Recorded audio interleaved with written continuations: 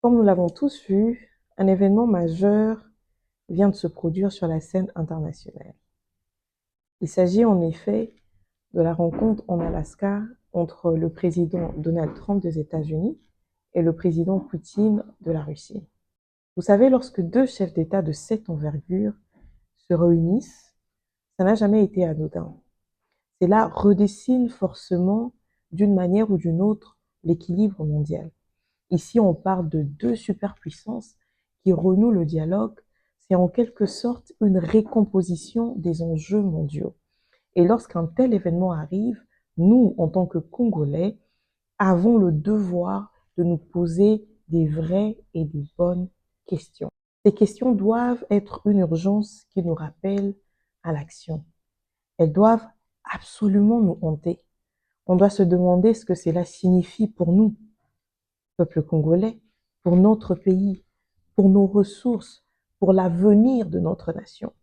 Parce qu'il faut se le dire, la République démocratique du Congo est aujourd'hui au centre de toutes les convoitises, que ce soit sur le plan international, régional, continental et j'en passe. Nous détenons le cobalt, le lithium, le cuivre, le coltan, ces minéraux qui représentent le nerf de la guerre économique et technologique du XXIe siècle, sans lesquels aucune économie moderne, aucune transition énergétique, aucune intelligence artificielle ne peut fonctionner.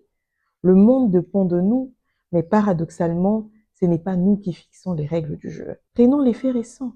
Les États-Unis viennent de signer un accord stratégique avec la RDC pour sécuriser leur approvisionnement en minerais. La Chine qui contrôle déjà une grande partie de l'exploitation avec ses entreprises implantées partout sur notre territoire. La Russie, de son côté, comme nous le voyons tous, recherche ou cherche à revenir euh, en Afrique.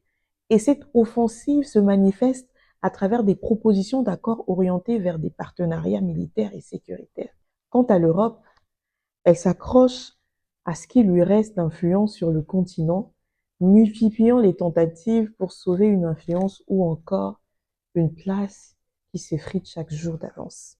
Si ces deux puissances trouvent un terrain d'entente, le Congo pourrait devenir soit un terrain de coopération, soit malheureusement un nouveau champ de bataille géopolitique. Et on doit se le dire avec toute franchise, nous ne sommes pas prêts. La République démocratique du Congo n'est pas encore prête. Pourquoi est-ce que je le dis? Déjà sur le plan interne, nous n'avons pas encore la solidité nécessaire. Nous sommes fragiles. Le gouvernement actuel, on doit se le dire encore, est fortement contesté. Beaucoup de ministres sont les mêmes figures qui ont déjà failli dans le passé, mais continuent à occuper des postes clés, des nominations basées sur le népotisme plutôt que sur la compétence.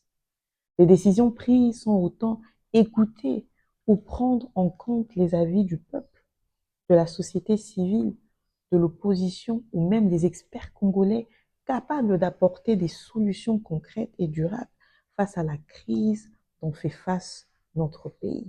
Et comme résultat, la vision du chef de l'État, Monsieur le Président Félix-Antoine Tshisekedi, peine à se concrétiser.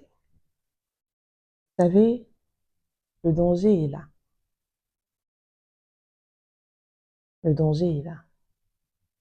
Et tant que nous ne renforcerons pas notre souveraineté à l'intérieur, nous ne pourrons jamais peser à l'extérieur. Tant que nous ne définissons pas nos priorités, nous resterons une simple variable d'ajustement dans les négociations internationales. Et comprenez que tous ces enjeux vont au-delà des accords miniers. Il est question ici de la dignité du peuple congolais, de la place qu'elle occupe dans le monde et de sa souveraineté.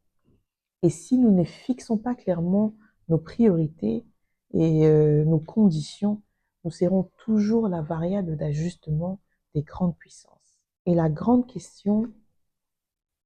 question majeure reste la suivante.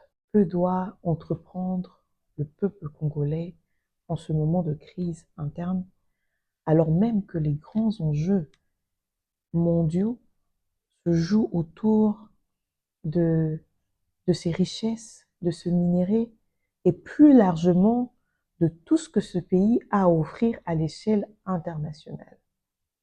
À mon humble avis, je pense que nous devons, premièrement, et d'abord comprendre que personne ne viendra défendre nos intérêts à notre place.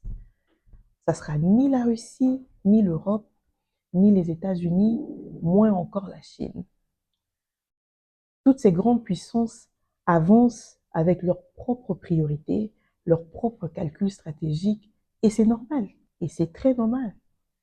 Ce qui serait anormal, c'est que nous, Congolais, continuons à rester spectateurs de notre propre destin. Le peuple congolais doit exiger de ses dirigeants une vision claire, des actions concrètes, car les enjeux qui se jouent autour de nous ou autour de nos richesses n'est pas seulement économiques, ils sont existentiels.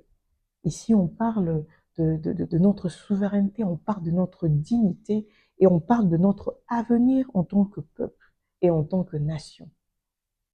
Et on doit comprendre, et je pense que c'est ce que nombreux n'arrivent pas et ne parviennent pas à comprendre, on doit comprendre que nos minéraux doivent servir de levier qui nous permettra de reconstruire et de bâtir notre pays. Nous devons nous mobiliser, chacun à son échelle. Cela devrait normalement commencer par l'éducation, par la vigilance citoyenne, par le refus de l'indifférence, de l'injustice, par le refus de la corruption, le tribalisme ou des discours séparatistes. Le Congo ne sera pas sauvé par des promesses étrangères, encore moins par des alliances douteuses offertes en échange d'une paix hypothétique.